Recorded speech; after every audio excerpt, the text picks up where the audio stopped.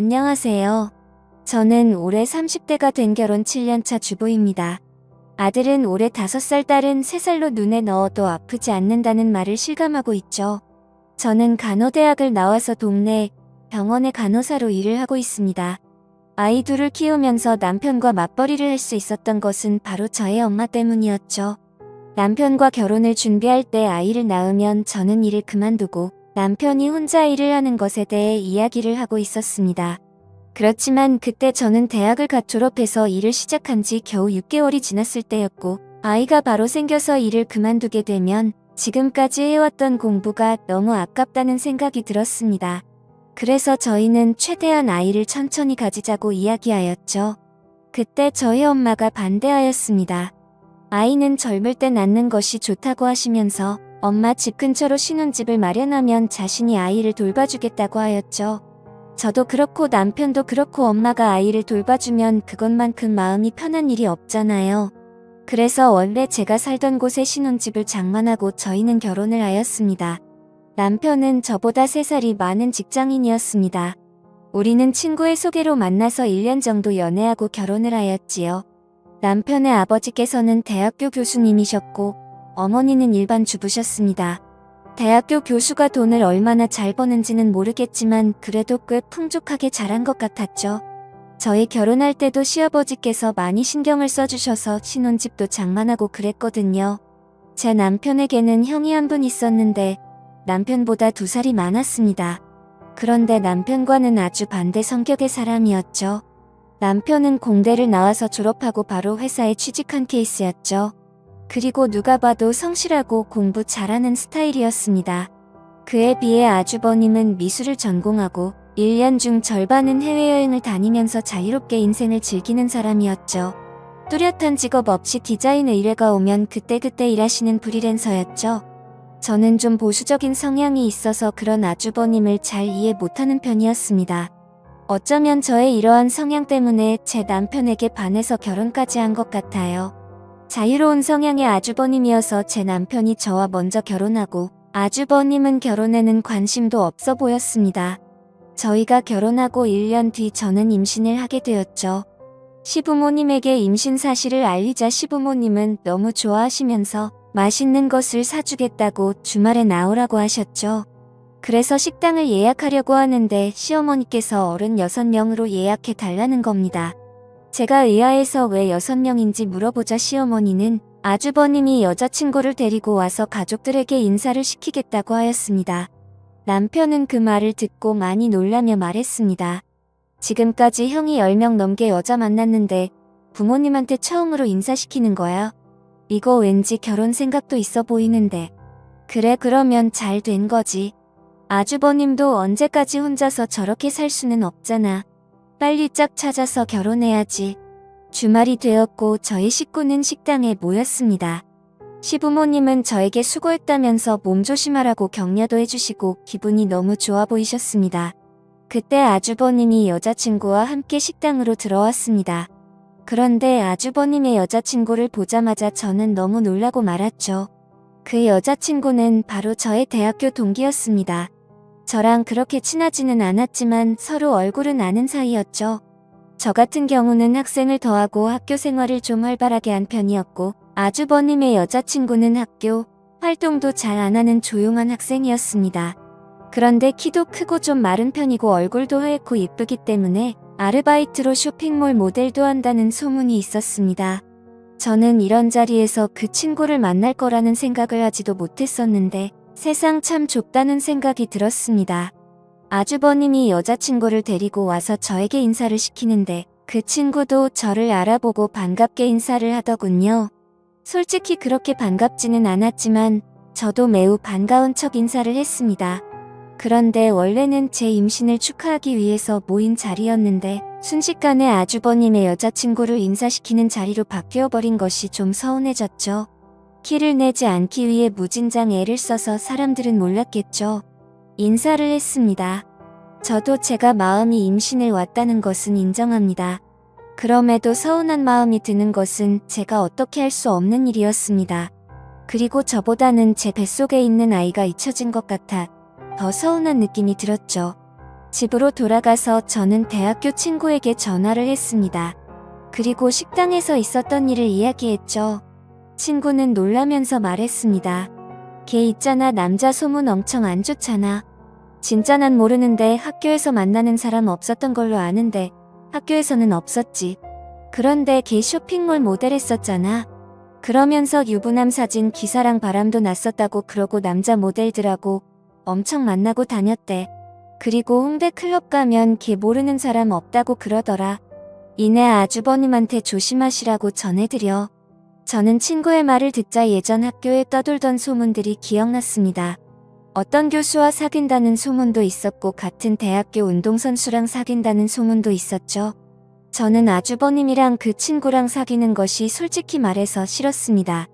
제가 아주버님 일에 왈가왈부할 것은 아니지만 그래도 남편의 형님인데 그런 소문 안 좋은 여자를 만난다는 것이 마음에 걸렸죠. 구정이 되었고 저희는 시댁에 갔습니다. 시댁에 도착하니 아주버님과 그 친구가 와 있었습니다. 그 친구는 어머니를 도와서 전을 부치고 있었죠. 제가 일을 도와드리려고 하자 시어머니께서는 임신한 사람은 일하지 말고 쉬라고 하셨습니다. 그러면서 저 대신 남편을 불러서 음식하는 것을 도우라고 하셨습니다.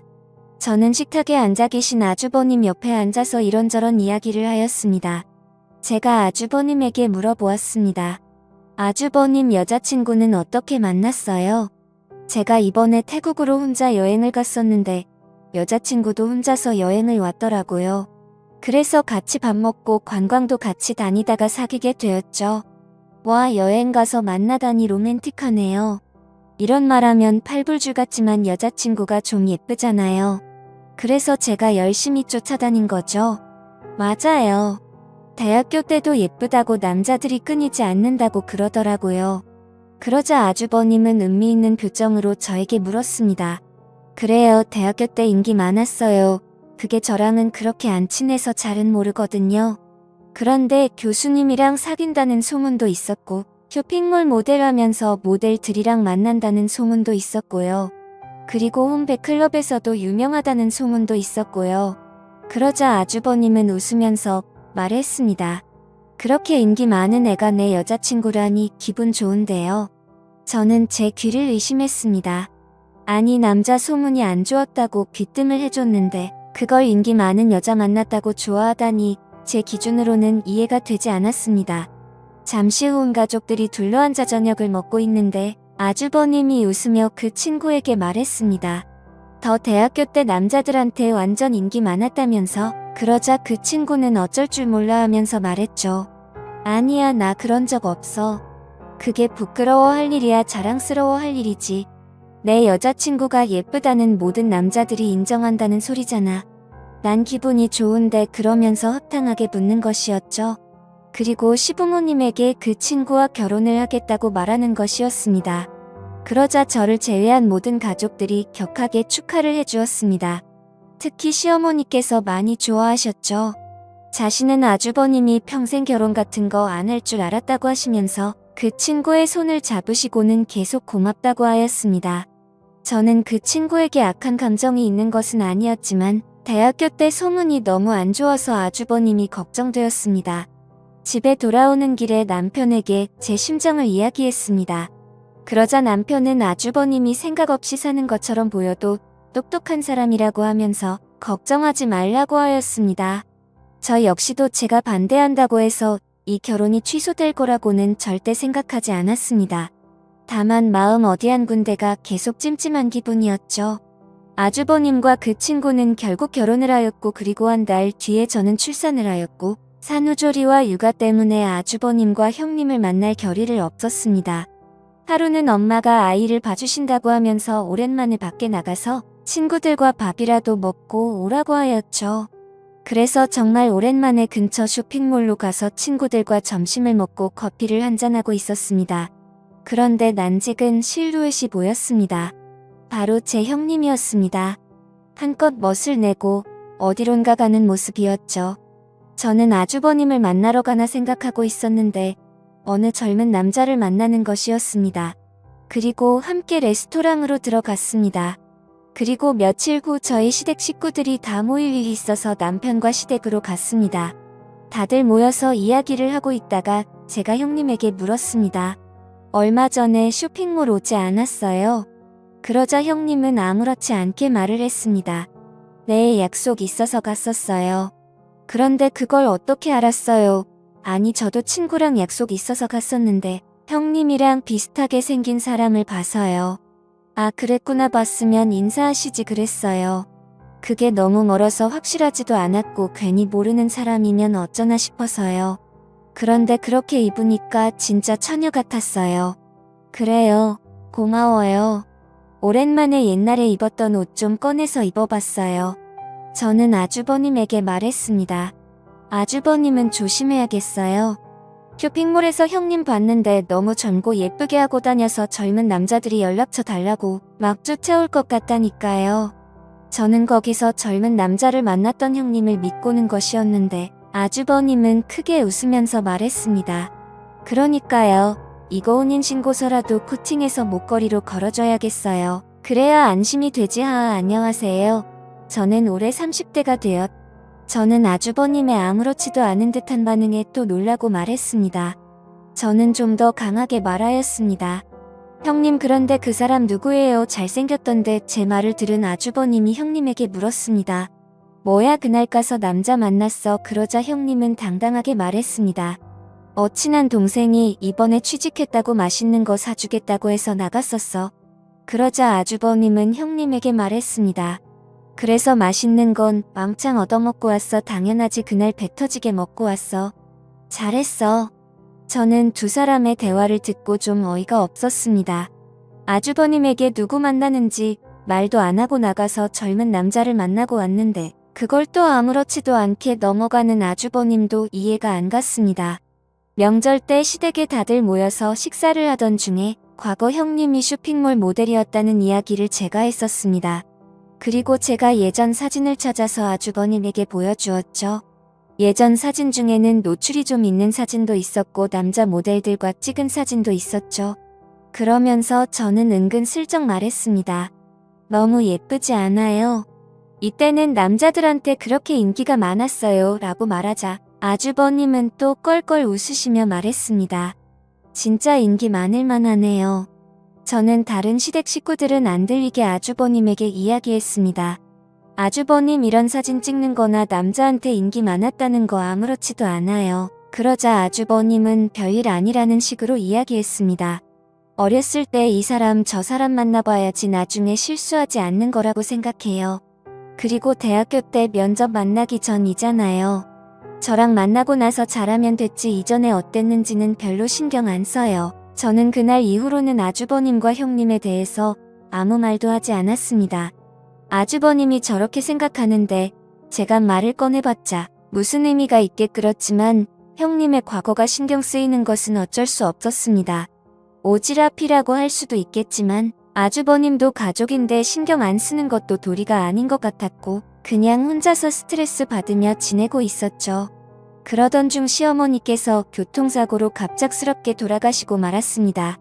시어머니께서 타고 있던 택시가 터널에서 다른 차량과 접촉사고가 났는데 택시가 터널 벽에 심하게 부딪히면서 어머니는 그 자리에서 바로 사망하시고 말았죠. 저희 식구들은 모두 큰 슬픔에 빠지고 말았습니다. 무엇보다도 시아버지께서 너무 슬퍼하셨습니다. 그날 이후 제대로 드시지도 못하시고 혼자 멍하게 앉아 계시면서 하루 종일 담배만 피셨죠. 제 남편도 그렇고 아주버님도 그렇고 다른 제정신이 아닌 사람들처럼 보였습니다. 그렇게 1년이라는 시간이 흘렀고 이제 어느 정도 정리가 된 듯한 느낌이었습니다. 어느 날 아주버님이 남편과 저를 불러서 상의할 일이 있다고 하였습니다. 그래서 아주버님과 형님 그리고 저희 부부는 식당에 모여서 이야기를 나눴습니다. 주된 이야기는 바로 시아버지의 문제였습니다. 시아버지는 서울 근교에 전원주택을 지으셔서 살고 계셨습니다. 그런데 시어머니께서 돌아가시고 혼자 남으셔서 평소에 식사하시는 것도 문제가 될 것 같아 다들 걱정하고 있었죠. 그래서 아주버님은 자신들이 아이도 없고 형님도 일을 쉬고 있는 상태이고 자신도 정식으로 회사에 출근하는 사람이 아니니 자신들이 시아버지를 모시고 살겠다고 하는 것이었습니다. 사실 저희 집은 아이들 때문에 제 부모님 집과 가까운 곳에 살고 있어서 시댁과는 거리가 꽤 되는 편입니다. 그래서 평소에도 시댁에 자주 가기가 힘들었죠. 그에 비해 아주버님들은 원래도 시댁 근처에 있었고 평소에도 자주 시부모님을 찾아뵈어서 형님도 그렇고 시부모님과 매우 친하게 지내고 있었습니다. 아주버님은 자신들이 살고 있는 집을 처분하고 시아버지의 주택으로 가겠다고 한 것이었죠. 제 남편은 아주버님에게 너무 미안해하며 고마워했죠. 저도 일단은 아주버님의 의견에 찬성하였습니다만 왠지 기분이 안 좋은 느낌이 들었습니다. 저는 집으로 돌아오면서 남편에게 말했죠. 아주버님 갑자기 아버지를 모시겠다고 그럴까? 이제 아빠도 혼자시잖아. 그럼 혼자 되셨을 때부터 모셨어야 되는 거 아니야? 왜 갑자기 그럴까 몰라? 그냥 형수가 아버님 곧 모시고 살고 싶다고 그랬대. 아무래도 아빠 혼자 계시는 게 마음에 걸렸나 보지. 형님이요. 그래서 형도 아버지 모시고 사는 거 결심한 거라고 그러더라고. 저는 뭔가 느낌이 안 좋았습니다. 형님이 아무래도 아버님이 사시는 그 전원주택을 노리고 그곳에 들어가는 느낌이었습니다. 그 주택은 넓기도 하고 가격도 꽤 되는 것으로 알고 있었죠. 저는 남편에게 말은 못하고 형님이 참 여우 같다는 생각이 들었습니다. 괜히 이런 이야기했다가 남편이 괜한 오해한다고 뭐라고 할 것 같았죠. 솔직히 저희는 그 전원주택 없어도 사는데 아무 지장도 없고 그리고 지금까지 욕심을 내본 적도 없습니다. 그런데 사람이 참 감사한 게 형님이 그 주택을 노린다는 생각이 들자 저도 갑자기 그 주택에 사심이 욕심이 생기더라고요. 저는 집으로 돌아와서도 계속 욕심을 내지 말자 다짐했습니다. 그래 형님이 아버님을 모시고 사는 것만으로도 충분히 집값하는 거야. 그러니까 이해하자. 하지만 마음은 그렇지 않았죠. 추석 연휴가 다가왔고 제가 다니던 병원이 때마침 인테리어 공사를 하게 되어서 저는 의도치 않게 10일이 넘는 휴가를 얻게 되었습니다. 그냥 집에서 푹 쉬고 싶었는데 아이들이 놀러가고 싶다고 노래를 부르더군요. 그래서 이번에 시아버지 댁에 며칠간이 있을 결심을 했습니다. 아주버님과 형님 사이에는 아직 아이가 없었고 저희는 아이가 둘이나 있었죠. 그리고 시아버지께서는 저희 아이들만 보면 뒤로 넘어갈 정도로 아끼고 좋아하셨습니다. 생각해보니 형님은 시아버지와 함께 살며 이쁨도 받고 서로 친하게 지낼 텐데 왠지 우리 아이들이랑 저만 소외당할 것만 같은 생각도 좀 들었죠. 저는 남편에게 제 생각을 이야기하니 남편도 흔쾌히 허락해 주었습니다. 그리고 남편은 지금 아주버님께서는 일 때문에 외국에 잠깐 나가 있는 상태라 아버님이 더 전해하실 거라면서 아이들이 가면 좋아하실 거라고 말했죠. 저는 짐을 챙겨 아이들과 시아버지 댁으로 갔죠. 저희가 가자 시아버지와 형님은 너무 좋아하더라고요. 아이들도 시골의 좋은 공기를 마시면서 마당에서 시아버지와 함께 놀며 즐거운 시간을 보냈습니다. 저는 옆에 형님이 있는 것을 보고 형님 시골에 온 지도 이제 2년째인데 어때요? 살만해요? 네, 좋아요. 공기도 좋고 여유롭고 그런데 좀 심심하지 않아요. 여기 보니까 근처에 아무것도 없던데 그렇게 심심할 겨를도 없어요. 집안일하고 아버님 챙겨드리고 그러면 하루가 다 지나가 있어요. 그때 아이들과 함께 있던 시아버지께서 좀 피곤하신지 자리에 털썩 앉으셨습니다. 그러자 형님은 급하게 시아버지에게 달려갔고 시아버지를 부축하였습니다. 그리고 시아버지는 그런 형님이 고마운지 형님의 손을 꼭 잡고 일어나셔서 형님의 어깨를 토닥여 주셨죠. 저는 속으로 두 사람이 함께 살면서 많이 친해졌구나 하고 생각했습니다. 그날 밤 저는 아이들과 함께 있다가 초저녁에 잠이 들었습니다. 그래서 밤 10시쯤에 눈을 떴습니다. 다들 잠을 자는지 밖은 조용했지요. 저는 물을 마시려고 거실로 나왔는데 시아버지 방에서 이상한 소리가 들리는 것이었습니다. 저는 시아버지 방문에 귀를 가까이 가져갔습니다. 그러자 시아버지의 거친 숨소리가 들려왔습니다. 저는 너무 놀라서 하마터면 들고 있던 물컵을 떨어뜨릴 뻔했죠. 저는 심호흡을 하고 다시 귀를 가까이 댔습니다. 분명 시아버지의 거친 숨소리가 들렸습니다. 정확하진 않아도 소리를 참는 듯한 소리였죠. 그리고 얼마 뒤 그 소리는 사라졌습니다. 그리고 뒤이어 들려오는 또 하나의 숨소리가 있었죠. 그것은 여성의 가는 한숨소리였습니다. 그리고 여성의 목소리가 들렸습니다. 그 목소리는 바로 형님의 목소리였습니다. 아버님, 아무래도 동서랑 조카들이 와서 지금 시간에는 힘들 것 같아요. 내일부터는 1시간 정도 뒤에 올게요. 조금만 참으세요. 아셨죠? 그래, 우리 세아가 없었으면 어쩔 뻔했니? 아니에요. 제가 좋아서 이러는 건데요. 저는 그들의 대화를 듣고 심장이 떨어지는 듯한 느낌이었습니다. 그리고 달그락거리는 소리가 들려서 저는 얼른 아이들이 있는 방으로 들어왔습니다.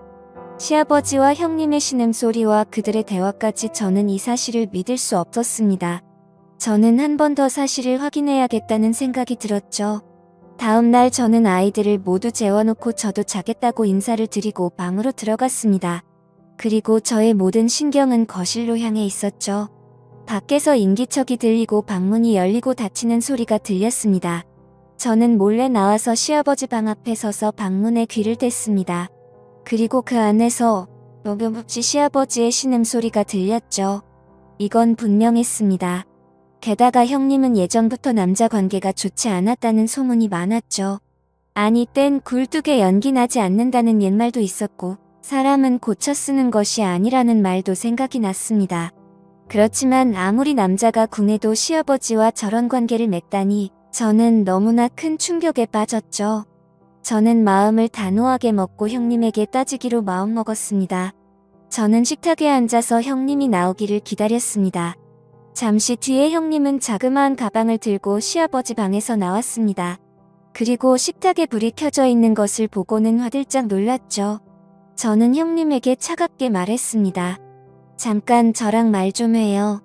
그러자 형님은 알겠다고 하면서 식탁에 앉았습니다. 저는 단도직입적으로 물었습니다. 이 야심한 밤에 아버님 방에서 뭐하고 있었던 거예요? 형님은 아무 말도 못하고 고개를 숙였습니다. 저는 말을 이어갔습니다. 아니, 왜 아무 말도 못해요? 이러는 거 아주버님은 알고 계세요. 네, 그이는 알고 있죠. 그리고 그이가 부탁한 일이기도 하고요. 저는 그 말을 듣고 너무 놀랐습니다. 뭐라고요? 아주버님이 부탁을 했다고요? 아니, 세상에 어떻게 아마 도련님이었어도 그랬을 거예요. 그러니까 너무 뭐라고 하지 마세요. 저는 그 말이 더욱 어이가 없었습니다. 뭐라고요? 내 남편이어도 그랬다고요? 그러자 형님은 담담히 말했죠. 네. 동서도 나랑 같이 간호학과 나왔고 지금도 간호사로 일하고 있으니까 동서도 할 수 있는 일이죠. 저는 그 말을 듣고 좀 당황스러웠습니다. 그게 무슨 말이에요? 간호사랑 그거랑 무슨 상관이에요? 그러자 형님은 모든 사실을 털어놓았습니다. 사실 시어머님이 돌아가시고 아주버님께서 시아버지를 모시고 살고 싶어 냈는데 시아버님이 급부사양해서 함께 살지 못했다고 합니다. 그 스트레스 때문인지 건강이 많이 안 좋아지시더니 결국엔 급성으로 당뇨병에 걸리셨고 인슐린 주사를 주기적으로 맞아야 한다고 하였죠. 시아버지께서는 저와 남편이 걱정할까봐 말을 안 하셨고 형님과 아주버님이 함께 살면서 시아버지를 돌보고 있었던 것이었습니다. 저는 형님의 말을 듣고 이상한 생각을 한 제 자신이 너무 부끄러웠습니다.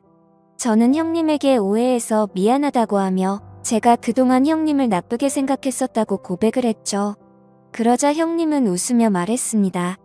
저도 제가 소문이 이상하게 난 거 알고 있어요. 그리고 동서가 저 별로 좋아하지 않는 것도 알고 있었고요.